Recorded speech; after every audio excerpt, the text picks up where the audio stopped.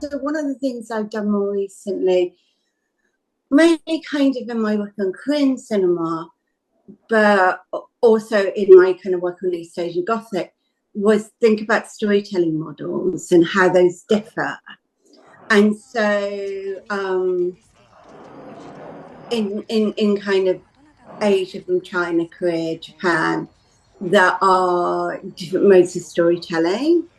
If you look at sort of manga and the way in which manga is laid out, it it doesn't work in quite the same way. So there might not be any real motivation to the story because that's the storytelling tradition it derives from. So you can have like more than one storytelling tradition in a culture. So what happens in Japan and other places through contact with the West is storytelling traditions change. And so the storytelling traditions become more westernized. Now that's partly because of the value placed on English language. And so that's certainly something that I wasn't aware of when I wrote the book. And it was something that I'm much more aware of now, that there are those different traditions. And the problem is, as kind of Westerners, we tend to read them within our traditions, and whether those stories that become popular outside of Japan abide by more conventional storytelling. So if you look at the difference between Nakata's Ring, the original, and the book on which it's based, the book is really complicated. The film really simplifies the narrative and makes it kind of like much more understandable. And so Joan is, I think, much more Japanese in a way. It's much more within a different storytelling tradition, in which you have like, you know, things aren't necessarily motivated. And in Western cinema, it's all about motivation. So it's all about something happens, what caused it to happen, or who caused it to happen. And the whole narrative is about that revelation.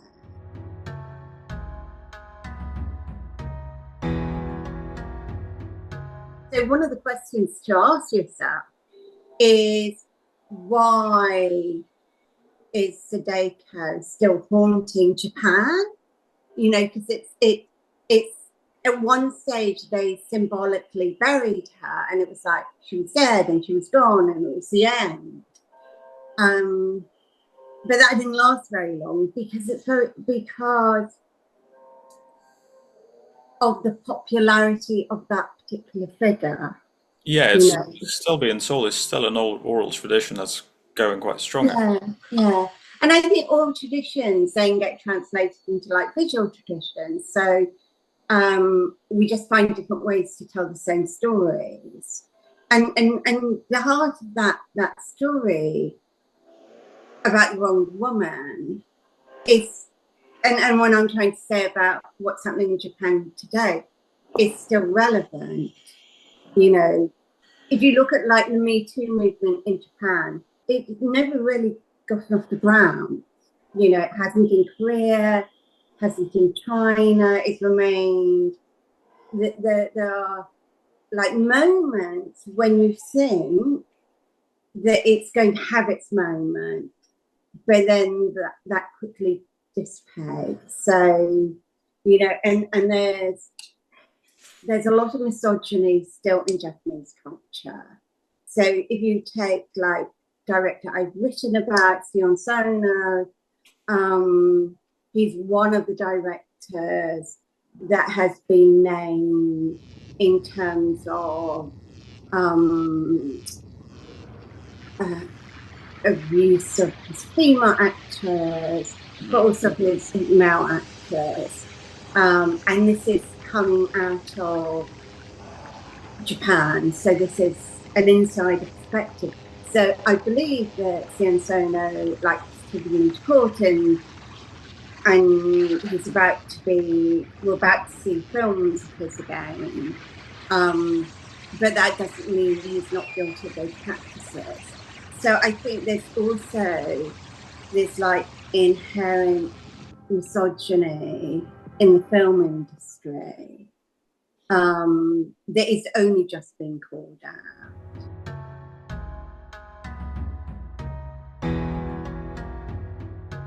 So like in the West, ghosts are like things out of place, if you like. They have to be put in place. I think in Japan, if you look at Buddhism, if you look at Shintoism, there's this idea that the world is inhabited by spirits as well as, you know, so everything has a spirit. You're living in harmony with the spirits. And I think that's one of the reasons a lot of discourse about ecological disaster has come from Japan, has like originated from Japan, is because there is that balance between the human and the world. And so, and the belief is that you damage the environment, you're breaking those bonds with those spirits. You might not follow ancestor worship, and you might not go to like the Open festival. Yeah, you talk about that in the book as well. You were talking about how there's like a whole subculture of Japanese youth who are not agreeing with, you know, the traditional year system. I mean, one of the things I say to you now, I think that's youth everywhere. Is we always rebel against our parents, nearly always. Notions of hierarchy still persist, and somebody was talking about this in relation to, I think it was Malaysia, and they were saying that because films translate everything as like uncle or aunt because it relates to the hierarchical system, they were saying that it's much more complicated because there are levels within those that you refer to people. So within language, those hierarchies still exist. That kind of notion of relational identities still exists, but the notion of communal communities is certainly breaking down. And I mean, Kurosawa talks about that in his films quite a lot, Kiyoshi Kurosawa. And I kind of hear that I think this year he's releasing, I think 3 or 4 films. One of them, Chime. Kurosawa is very good at detailing that kind of breakdown in his work. So I think, you know, I think there's a natural rebellion of young people against old people.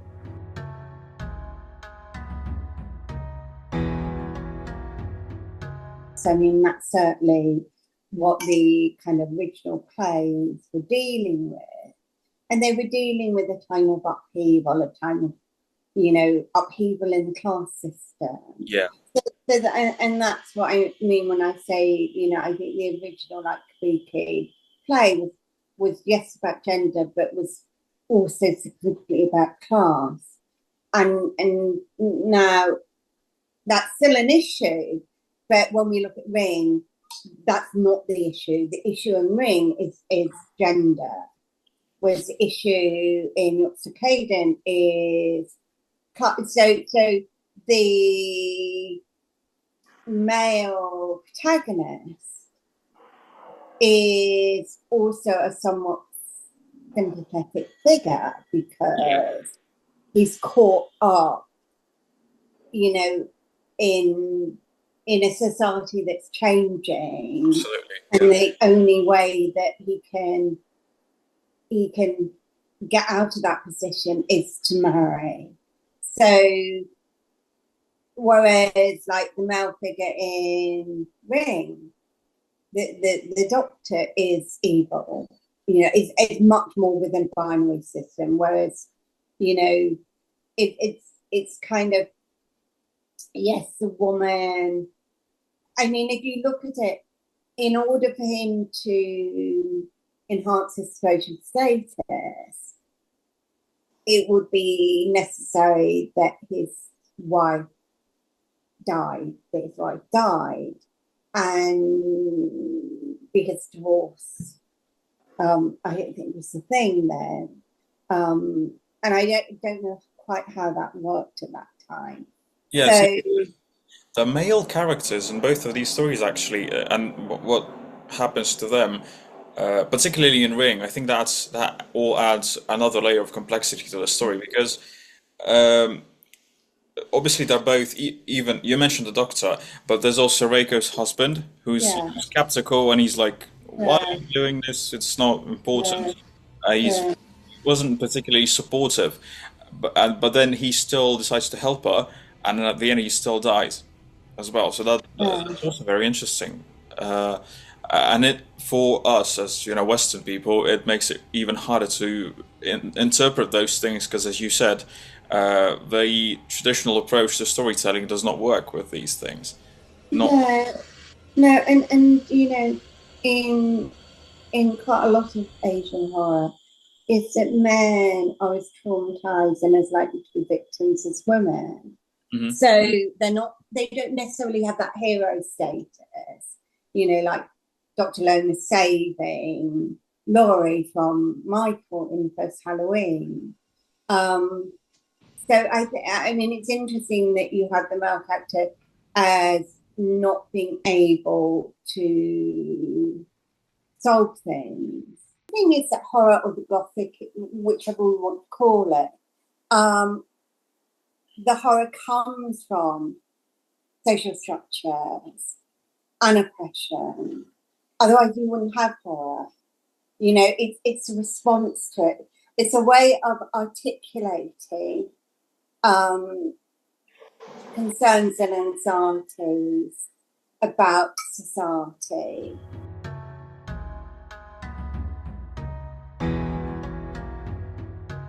You know, you could argue that the original book deals with LGBTQ issues, that's the source of the horror. It's not so much like patriarchy. It is patriarchy, but it's actually and when I think about Japanese horror films, is I don't think of that many that deal with that particular issue. Mhm. It still tends to be very gendered, very binary, and I think that's why Ring was made in the particular way it was made, and it took that element out of it. Yeah, and it's kind of interesting that the Korean version keeps it in and makes it. Yeah, and the Korean version has a lot. I mean, there are loads of versions of Ring. Ring is a film that resonated with a whole range of cultures. There's Indian remakes of it. I think Hindi remake. There's loads of versions of it. So there's something about the story that Ring tells that resonated on a global level, like Parasite did. Um, there's there's something about that at the time in which it was made that said something that that was comparable across culture. So Ring is a very interesting film in that it has those local characteristics, but also the global, and I think that's because patriarchal oppression is something that is across cultures, because nearly all cultures are patriarchal these days. I think there is a Chinese matriarchal culture that has more or less died out. So I think, you see Ring as a critique of patriarchy, then it's something that has a universal, you know, and argue that's why its audiences were mainly female. Mm-hmm. And then they make, and then when you think of the other films that made, those other films that they made are made for that audience, if you like. So it's a really pivotal film in lots of ways. And I think you can argue that Yotsuya Kaiden is a really pivotal play. You know, these are things that, like, we're still talking about. Yeah. You know, so, and Yotsuya Kaiden partly because there are so many film versions of it. Sometimes you have something that touches the zeitgeist of the age or whatever, and Ring did that, and so the other thing, as I said, that's interesting, if the figures I looked at were right, is that the remake of Ring was much more popular in Japan than the original was, and that, you know, the whole debate's about, you know, who liked which film better. It just really depended which film you saw first. Like in the West, if they've seen the Japanese version first, they liked that more than the. But in Japan, it was different. It was kind of repackaged and sold back to them.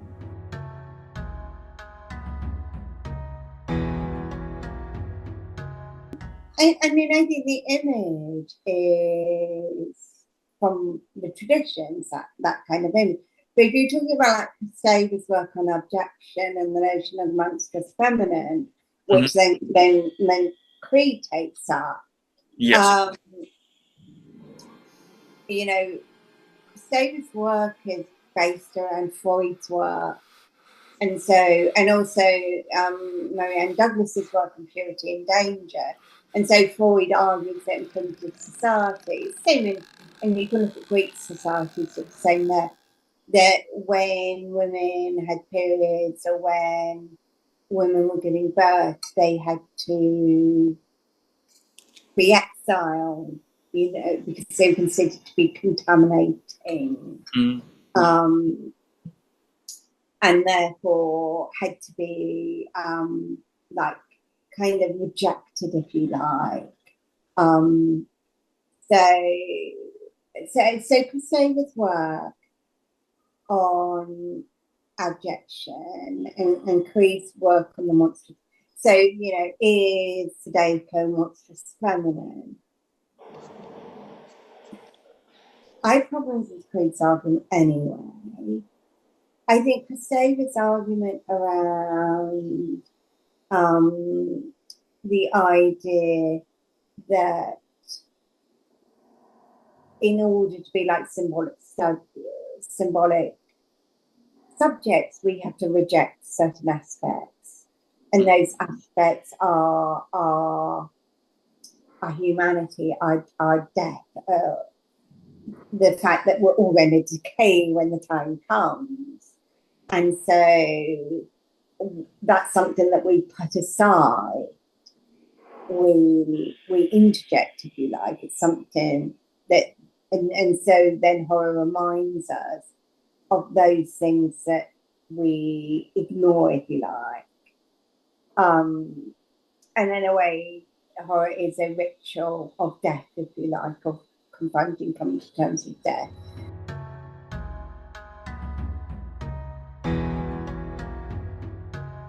I think that cinema changed because of it. Okay, I think that the language of like the ghosts, long-haired, black-haired ghosts, have become part of Western horror. Yeah. So what happened is that it has been localized or changed or whatever. So, I mean, of course, got the Cabin in the Woods, which has that kind of scene, that which is like using it as a parody, if you like. Yeah. But I think Cabin in the Woods tells you a lot. But it tells you a lot about how Japanese horror has become part of horror. You know, it's not something different. There's a film called Shroom, which is 2007, which has the ghost in that is very similar to Siddharth, or the long-haired ghost. It's very similar. I remember seeing that, and I think Shroom is an Irish film, but similarities. But the best one to look at is Malignant. And Malignant brings those two traditions together. So Malignant, Yeah. you know, it just, and I think that tells you what's happened with Japanese horror. It's become indigenized. It's become assimilated, if you like. That it's become part of Western horror. And I think Malignant expresses that in the best way possible. You know, I really like Malignant. I know people It's don't. great. I love it. Yeah. And I think it does have that Japanese tradition in it. It has the kind of movement and I think one of the other things that these films bring with, you know, because you've obviously got linked to The Exorcist and kind of like with Ju-on, but you've also got this notion of the sounds that like these ghosts make. And there's an article called there's an article about sound in H horror, and it talks about how kind of like Asian horror cinema, not just Japanese horror cinema, but becomes part of the soundtrack. So it's not just about the images, it's about the sounds that become part of horror cinema.